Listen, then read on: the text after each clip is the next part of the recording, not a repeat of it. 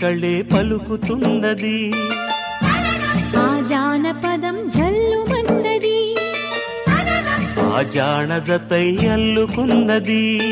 మొగలి పువ్వు మహారాజుకి మొదటి కానుక ఎదను పరిచి వేసేయన ప్రణయ వేదిక మల్లె నవ్వు మారాణి ఈ గొల్ల గోపిక మూగ మనసు వింటున్నది మురడి గీతిక